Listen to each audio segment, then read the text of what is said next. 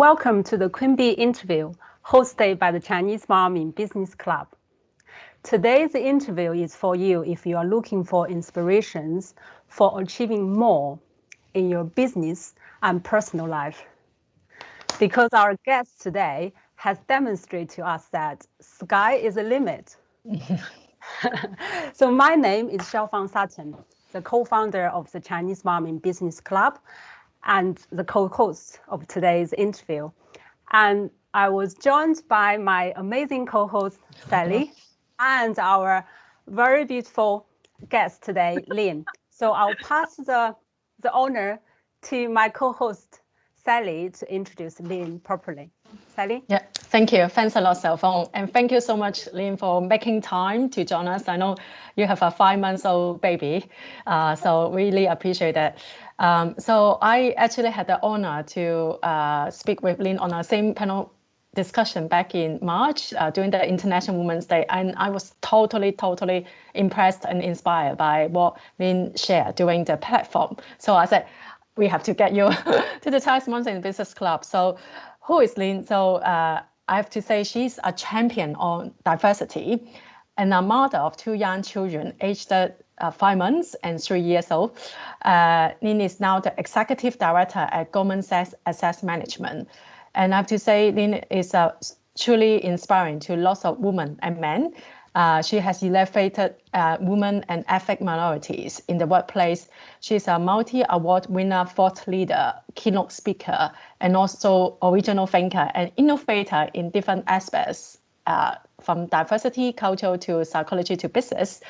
And I'm not going to mention Lin's long list of award winnings, just to give you a few favors. So Lin is the one of the Herald's 100 Women Future Leaders list 2020. Top 5 future leaders for Financial Times, her Heroes Woman Role Model in 2019, Chinese Business Leaders Award in 2016, and there are another 10 or 20 more, so I'm not going to say it, but you get it. So we are really happy and honored to have Lin to share her thoughts with us today. And I will pass it back to Xiaofeng to ask Lin's questions. Thank you. Fantastic. Thank you so much. Generous introduction. So grateful to be here today. Thank you. Welcome, Lin. As I said, the sky is the limit, definitely well demonstrated by our guests today, but also very fitting for the mission of the Chinese Mom in Business Club, because our sole mission is to inspire all the Chinese mom all over the world to actually fulfill their true potential. And certainly, Lin, I think you have done a very good job on the true potential, fulfill your true potential in the business life. Before we actually going a little bit deeper on your business life, and then tell us a bit more about yourself and on your Chinese background, and we'd love to know about your kids and the age and name and what's your focus in life at this moment. Of course. You know, it's so interesting you mentioned about sky is the limit. I don't feel that I was anywhere. But I think there are reasons for it, which I would love to just share where I am on this kind of journey. But I think in terms of our background, what's really interesting, I think, is our life story is coinciding with this bigger picture. So, you know, our lives are coinciding with this unprecedented changes from China since it's opening up in the 1980s. And then I think there was some analysis measuring the pace of change, and then based on some GDP per capita basis. So I think China, based on the measure, has changed 32 times since 1990, where the US is about 2 times. It's 16 times more than the developed world, you know, and then that is the disconnection between our experience and then a lot of the British experience, for example. And I distinctly remember my first interaction with the West, and that was maybe when I was 4. So that was the first time I saw this Western TV advert. It was a Head and Shoulders shampoo advert. So as intrigued as I was to find out what dandruff really was, because I think back then the whole of China didn't have such a concept that much, I was equally intrigued by the advancement this commercial represented. So it was then, despite my very young age, I think I said to myself, I want to see more of that. I want to be part of that world. So it's that same curiosity that drove me through education, learning English, achieving a degree in the UK, like many of you have done. But I think this driver also put me into what I do, because I wanted to experience what the West is all about, and where could be a better place than being a client-facing professional working with British clients directly. I just felt like you don't get more exposure to the UK in my mind. But it's also, if I look back, it's the same curiosity that kind of carried me through work over the years, because I realized there's a particular kind of insight when I was watching this TV series on Netflix. It was the Mind Hunters. It's a great show. It's basically about FBI catching serial killers. And the scene with this agents were about to interview a serial killer in the meeting room. And they were discussing the approach about how are you going to speak with the serial killer? Who's speaking first? What's the agenda? What are they going to do if the serial killer asks this and that? And I was like, hang on a second. Isn't it similar to what I do at work? Like when we go to a meeting, when we go to a pitch, we go through the same thing. Who is speaking first? Who is going to set the agenda? How is a team come together? And then that's what I realized, that, there are some similarities, not the serial killers part or the psychopath part, but maybe, what's behind all of this is the curiosity towards human minds. And I think that's where, I love the markets, because it's not just the numbers that drive the market decisions behind it. And that's why I really enjoyed kind of working with our clients, because I'm interested in what's driving their decision, what's the thinking behind it. So I guess the other question you asked about my focus, and I think this is where I think being on maternity leave is great, because it has this headspace to think about some other things or consolidate a lot of your experience. And then I think maybe there are a couple of things I'm just thinking. The first thing is really the connection between being a mom and being a leader. Because as Sally mentioned, my daughter is 5 months old. This is my second time being the mom to a newborn, so that was okay. The challenge is still with the first child, that and then I have really turned to what I know, which is read a lot of books about how to talk to a 3-year-old. And then the 20th book, I start to see some common themes coming from this. That is for child 5. The empathy is ultimately really important. And then taking their perspectives and cultivate a sense of belonging where they feel safe, they can explore. That's really, really important. And then I was like, hold on a second, again. The exact same thing I talk about in relation to diversity, because it is about psychological safety. It is about belonging. So we don't question whether we belong to a place. That's where we can be most proactive, most creative, most productive, and most ourselves. So I think having that realization was very empowering, because I think I used to have this version at work and then this version at home, and I thought they were different. But now I realize actually I'm utilizing some of the same kind of mindsets. Because if you're a parent, you have to be very kind of owning the process. You can't just be reactive to children, right? You have to think a few steps ahead of them. So that strategic thinking is very much the quality of the leader. But also, you have to be very adaptable as a parent to meet their evolving needs. Again, that is very, very similar to what we do as a leader at work. So I think, you can't just tell the children what all the time. You have to explain why. And that is very similar to what we do at work. So I guess, this is where I realized before that, being a parent might be a hindrance for me at work. It's a huge asset to business, to professional growth, because it helps us drive more productivity, adaptability, management skills, conflict resolution, leadership. So I guess my first kind of focus is really to uncover these insights that seem to come from different places, and then leverage this to be more kind of authentic, holistic, and effective. And then the last thing I will mention, this is just something that I'm thinking about, is really related to diversity too. It's about our children's identities. So because because he is half Chinese, the other half is English. So and I read a lot of books. One of the book, which is called "Why No Longer Talk to White People About Race," and there are some examples from that book about how much up in just a very white environment. And I realized that kind of identity question will have to pick up, because what it means to be half Chinese, and then because he knows that as white only. But I think if they are losing out, because not only that China's economic significance put them in an advantage situation, but also I think just having the perspective, seeing two cultures can provide the perspective. And then also, I really want my children to live in a world where the place to gain information about China is not just from the media, because that is very different from how I China growing up there. We have a country of 1.4 billion people. So this kind of lack of narrative and stories of our generation and our struggles.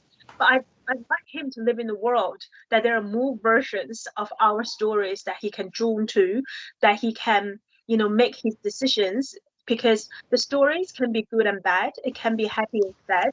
But one thing is, I just don't want that to be only political, only economical, because we're much more than that. Fantastic. That's really was that a paper? Was that just me? Was there some paper sound at the background? I don't know. Yes, I think there was some noise, but I'm not sure what is it. It is, yeah, but I think it's all right. So I try to keep my computer free from things. So it's quite normal. But overall it's not affect the quality. But that's it's a very good focus. I have to say you've done much better than me. And then I reached my, I have 3 children. I'm still in the conflict resolution department. I think I'm still learning. I'm still learning. So about your kids, what are their names? This is William and Sophie. Oh, wow. Very beautiful traditional name. Love it. Cool. So I'll pass to Sally. Yes, thank you. So that's super inspiring. I want to dig deeper onto your championship on diversity, because I really think that you are.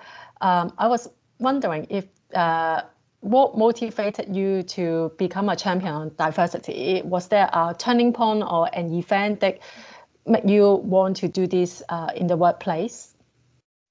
I felt like diversity is something that happened to me, and I don't know if that's something you can relate to, because immediately when you step into the Western workplace, they start to label you as gender minority and ethnic minority because of the industries that we work in. So that comes with the perceptions that people have of me are vastly different from what I was used to.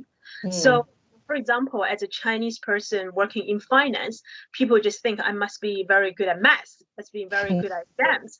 I mean, they're not totally untrue, of course, but that's not something I would actively identify with before. Then I realized the number of times that people assume I have a national advantage over ping pong was just staggering, right?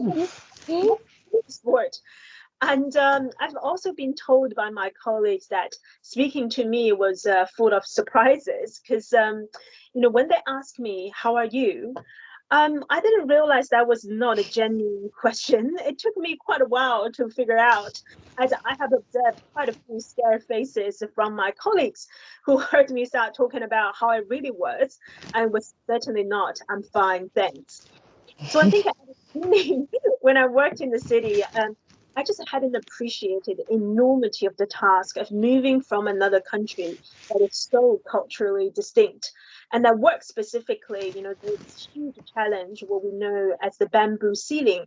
Effectively, it just means East Asians and Chinese have one of the lowest chances of rising to management. And I think my experience really echoes this because when I joined my team at Goldman Sachs, the only one who does this client-facing work that are not with Chinese clients. And 10 years later, I am still the only one. What is going on? But for me, it has been, at times a very kind of challenging experience.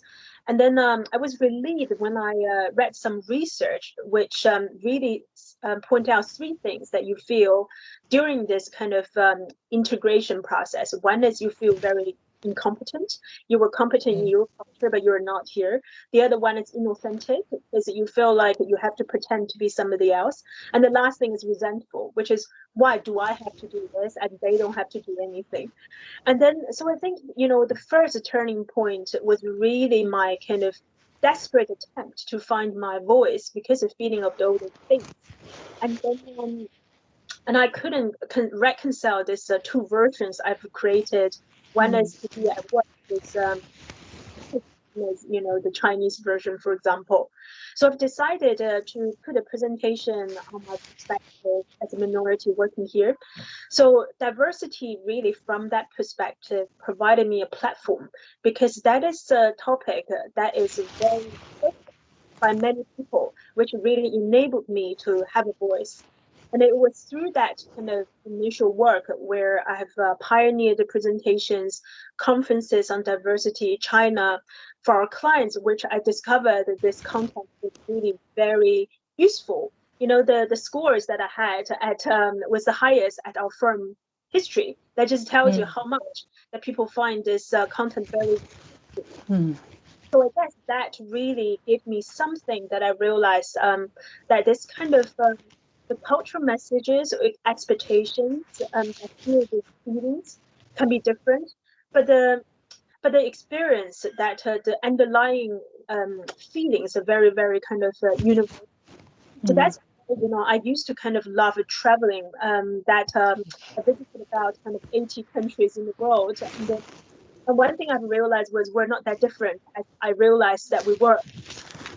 I think it was really that instead of focusing on that 10%, I'm going to be different because I'm Chinese, all of a sudden 20% the same as everyone else to be focused. And that was a liberating moment because then I knew that there will be moments I can belong, but more moments that I will feel that there is a sense of belonging. And then I think it comes down to the again is quite a liberating moment. Is really to see what influences our behavior and how others see us.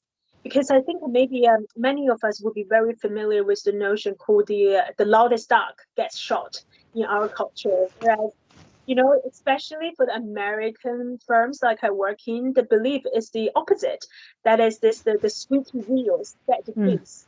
So I don't know about you, but I have had many challenges being in meetings that in this case, I realized my experience and my colleagues' experience are almost in parallel universe. Because, I didn't speak up in meetings, and then there are three things that are happening in my mind. One is I'm waiting for my cue to speak. This is quite rude to talk over each other as we were told. The second one is I was paying respect. So, don't want to talk about stuff. And the third thing is I don't want to give some half-baked comments because we were told to only speak up when the answers are perfect, at least not off the cuff, basically. But it took me a long time to understand how others see me when I don't speak up. So there are also three things that are happening in their mind. One is I didn't have any views. Two is I am not confident. Three is I have poor communication skills. And you can see these very damaging perceptions for a person in a Western organization. But nobody has decoded this for me, right? They just asked me to speak up. And I had several kind of crises because of it. So I think looking back, knowing what was going on, then I realized that I wasn't speaking up was largely because of my culture. I was told that, right? At least not me entirely, and it doesn't have to define me. So that came with the liberalization because I felt like now I have a choice, and then I can also redirect people's perceptions so they can see me the way that they. I think it's really quite important because kind of internalize a lot of the things, and then people think that there's something wrong with us. But now I think instead of just conforming and changing who we are, we're actually changing something. Your style, and modifying a set of different behavior for the situation. I think that would be my kind of second moment, which is to kind of decode the difference, during this diversity journey. And then the third moment, which I will come to a little bit later, which is really, I realize that we're not a problem. We don't need to be fixed. It's the system that is not designed for us in the first place. So that's coming back to the question about why do I want to work on diversity. I guess it's something that happened to me, but also if you ask people some life-defining moments, very rarely people think it's a holiday, right? Most people will probably say it's the adversity they face and how they grow above it. So I feel like, my experience with the minority has opened some perspectives I would have never had in China, because I would be in the privileged group, but it afforded me this lens to see the dynamics between the dominate and the non-dominant. So I think that insight is very enriching experience, provided a sense of purpose, and then it really helps in contributing people's diverse thinking. I think what you were mentioned about, there's nothing wrong with ourselves. I think that's such a liberating thought. And then I think a lot of us take us quite a lot of experience and time to actually realize that. But definitely, I really agree with you in terms of actually we need to actually get our true self out, true color out, instead of actually conform. I think that's definitely one of the really essence of the diversity. Talking about diversity, I think you touch a little bit on the changing and challenges, but in terms of from your perspective, in the near future, what kind of big changes and challenges do you think the diversity in workplace will have to address? And then I think, to your point about one of the biggest realizations is that I think, these organizations, they're not set up for us in the first place. If I just indulge me for 2 minutes, because I really think this is quite important, because if you think about, are these organizations being set up for, and I think research have consistently shown that, that is somebody that is male, and it's not just male, but middle class, straight male. And then also, this is not just that in terms of their communication style. This is someone who's willing to engage in sort of dominant, assertive, aggressive, and competitive behavior to get ahead. And there are also the people who are much more likely to make work their number one priority, and they are free from dependent care responsibilities like looking after children. This is what the organizations are set up for. It wasn't with everyone in mind. So if you fit almost by default, you walked in, it is very easy for you to access networks, to be sponsored, to see you as a leader simply because you fit that kind of archetype when it comes to the leadership. Yeah. But the reverse is also true. The more ways you differ from this ideal standard, the more challenge you're going to experience to advance at work. So I think it at least certainly explains why women, who have babies, they're just so incompatible with the current setup, because organizations, they're not set up with considering these factors to begin with. So I think, I mentioned about the 3 steps of my kind of diversity journey. The first one being to realize I am the 90% the same, not just the 10% difference. The second step is your culture is not you, and then liberating yourself from internalizing the problem. And this third step is really looking at how the organizations are set up and realize it's not enough to lean in, because the lean in tells us to fix it ourselves. But I think also important that we started to kind of change the system. Yeah. So when it comes to, think about the future at a macro level, and this is a different topic that is relevant for everyone.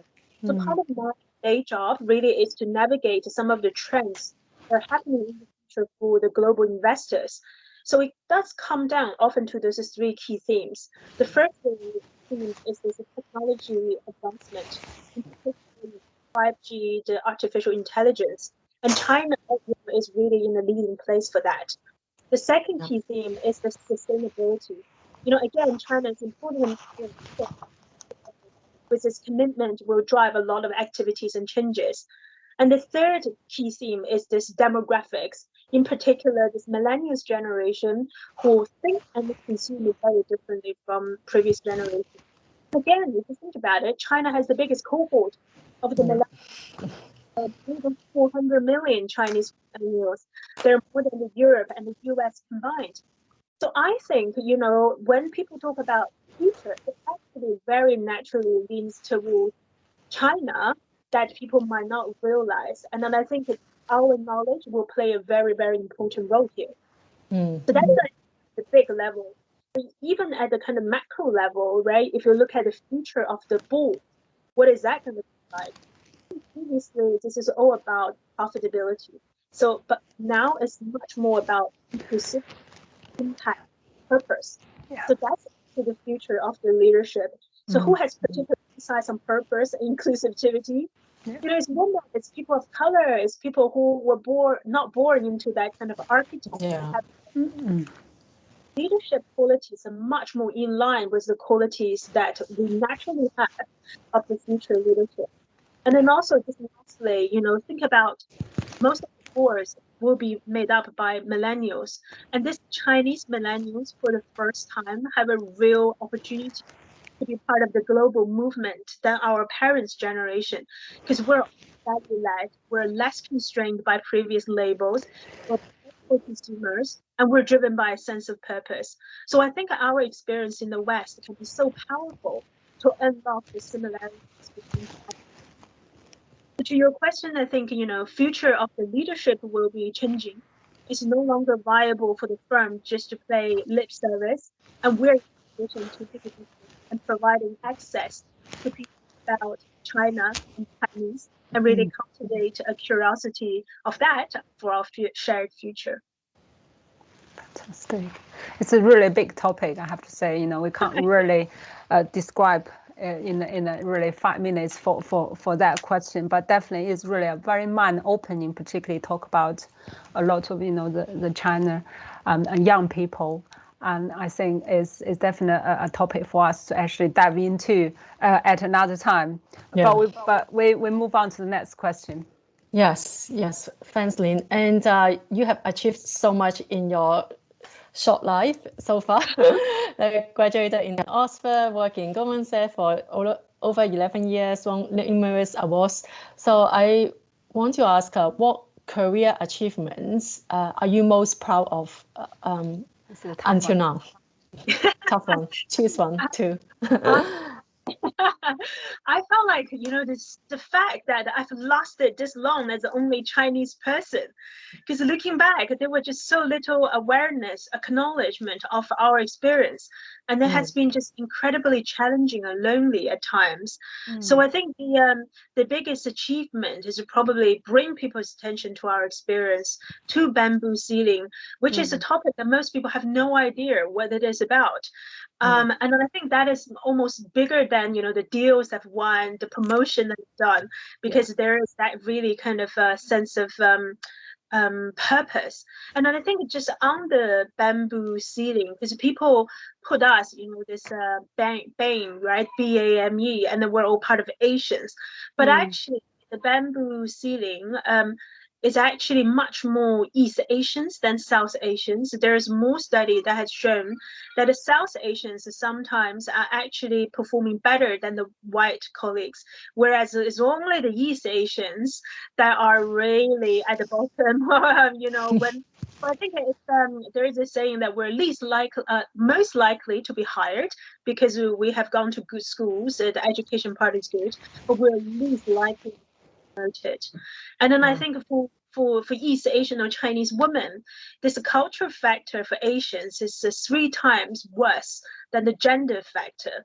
So we're facing these 2 factors, the intersectionality at play. So it's very, very hard. And I think that there are, a lot of the reasons that we could go on to in terms of cultural beliefs, in terms of this kind of externally, this perception they have on us that we are much more better at technical excellence as opposed to the leadership position. So we were being seen as good workers, but not good leaders.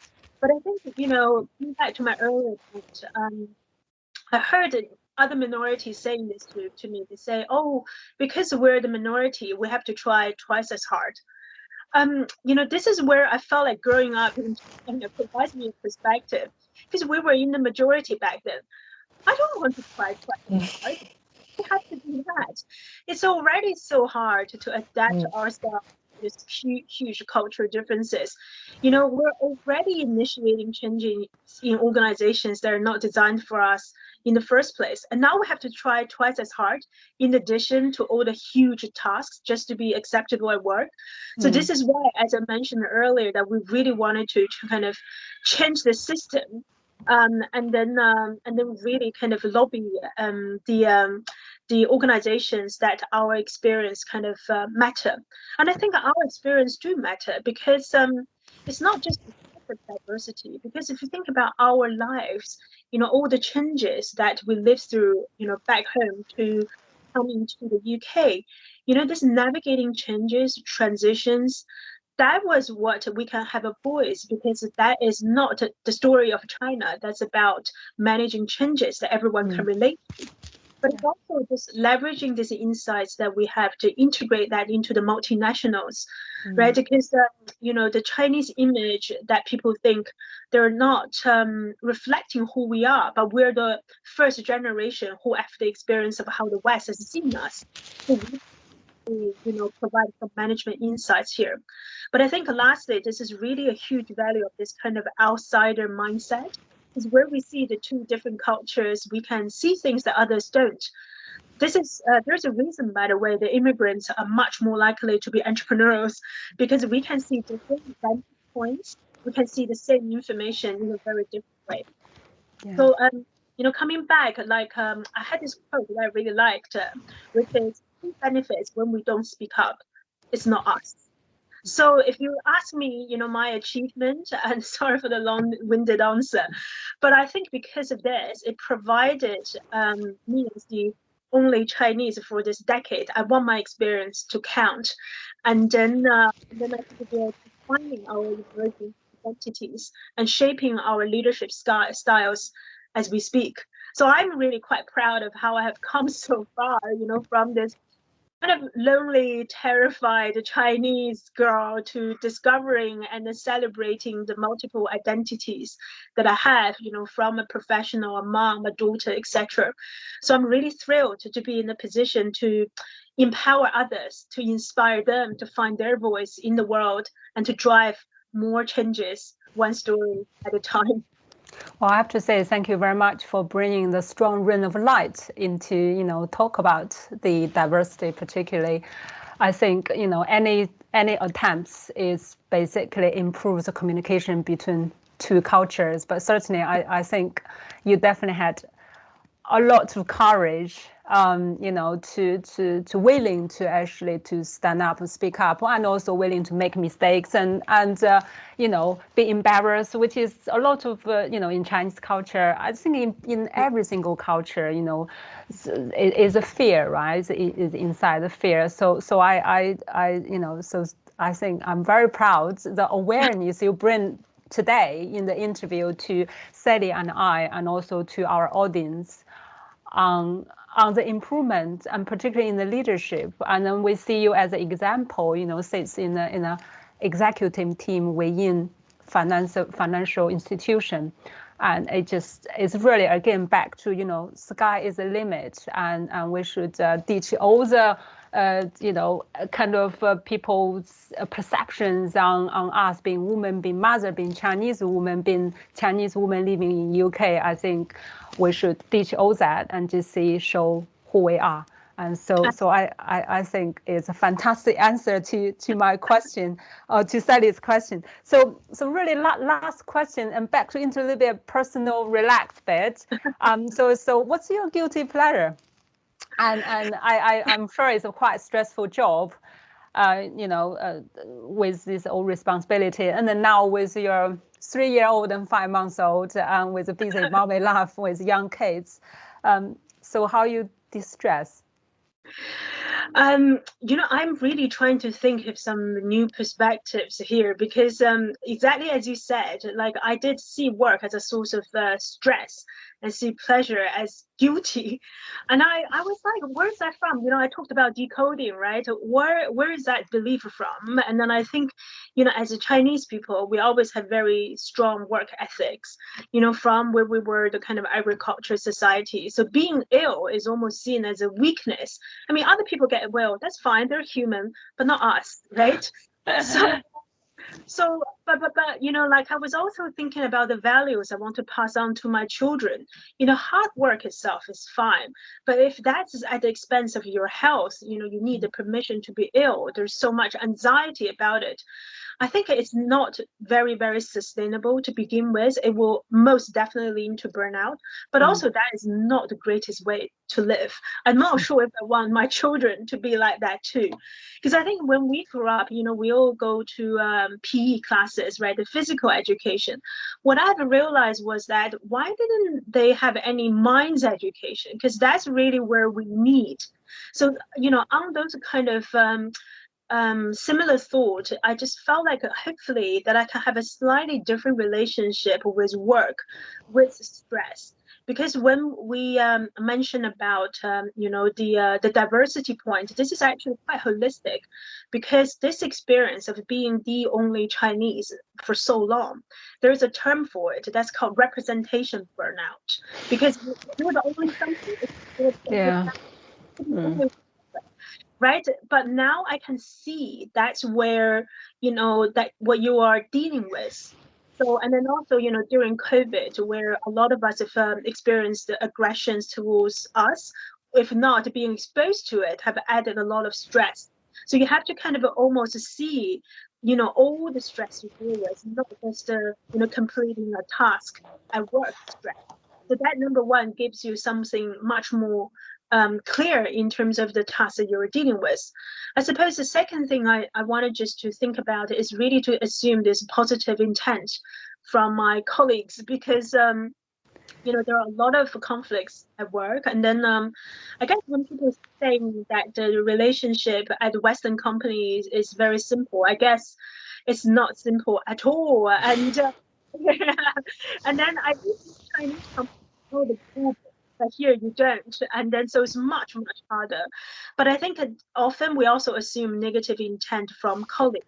But now, looking back about this decoding, I realized a lot of the times what happened is the organization, they fail to provide appropriate boundaries or guidelines for the colleagues, as opposed to, colleague conflict naturally. So I try to kind of pivot as well. So I guess, that really puts me in a different place about this work-life balance thing, because I really hate it, because that implies it's a zero-sum game. If I'm better at work, that means I have to be worse being a mom. And then it's not a way I want to live. So I guess there are a lot of kind of just realizations that our, just like being Chinese is not me entirely. Our emotions are not entirely us, beliefs are not entirely us, identities are not even entirely us. We're just not defined by any of them alone.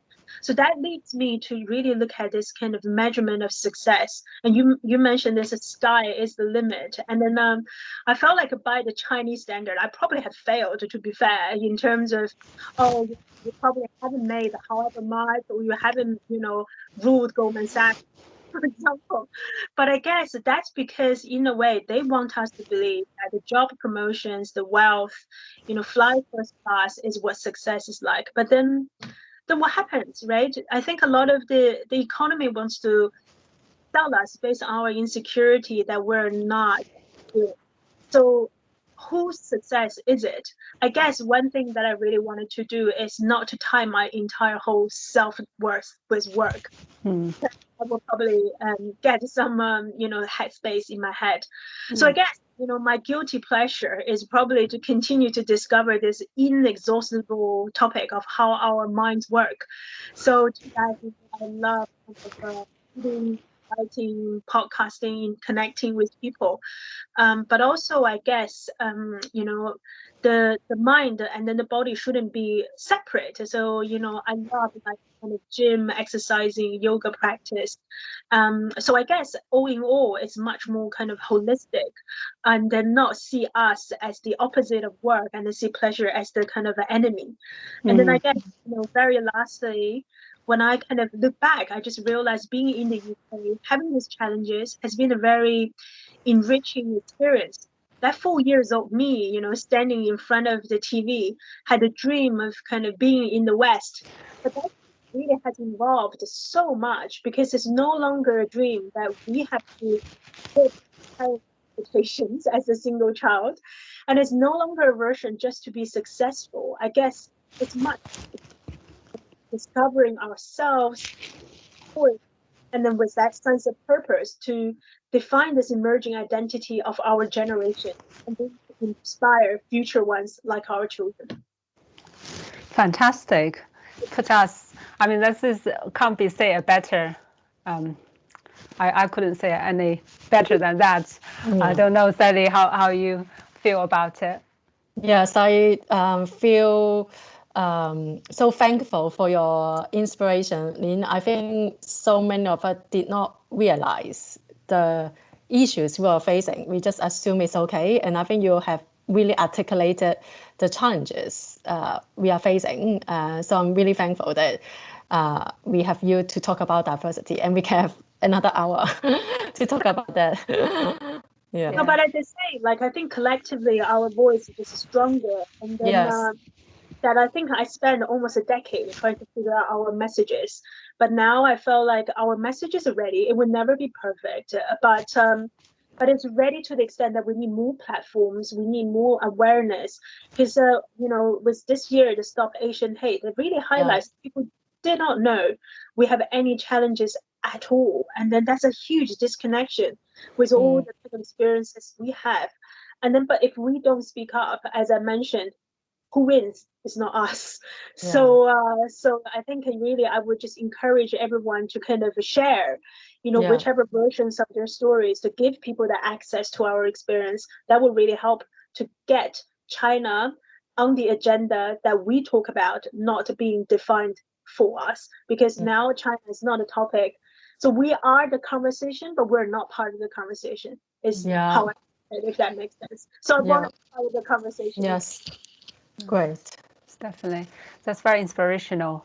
Thank you very much, Lin. So it's time flies. It's really towards the end of our conversation, and it's a very you know, it's a very thoughtful topic in terms of workplace and diversity, and how in terms of raising the overall of our awareness and consciousness about who we are as a soul, as you were saying, you know, actually, you know, like Jimmy Carrey, a comedian we're talking about, he says, his quote, one of his famous quote is, "I wish everyone could be rich as they wanted, and to have the fame, as much fame as they wanted, because they realize actually the happiness is not, you know, the feeling toward themselves, the happiness is not defined by all the external work and business and everything." And I think that's one of the things, you know, you were talking about the mind and the soul and the world, how we define ourselves. That it's not about we're Chinese or not. It's just as a human being how we define that. But somehow we actually just born into as a Chinese person, and then through this you bringing light to the workplace. You know, I think that's a really good job. Well done. So I think for us as the Chinese Mom in Business Club, and then, you know, as we know, our mission is to inspire all the Chinese moms in different places in the world to reach their true potential, and everyone have their own definition about their potential. And for us, it's all about being authentic, being who you are, and then bringing values, and then being the service to the business community and to your family, to the local community. I think being in service is very important, which is, as you have done, a great service to the overall diversity in the workplace. So thank you very much. And so I hope everyone actually really enjoyed watching this interview. Thank you. Thank you so much. So If you enjoyed the interview, and do forward to your other Chinese mom friends, and then do follow us on LinkedIn at Chinese Mom in Business Club. Thank you very much, both Sally and Lin. Thank you. Until next time, thank you. Thank you so much. Bye. Bye. Bye-bye.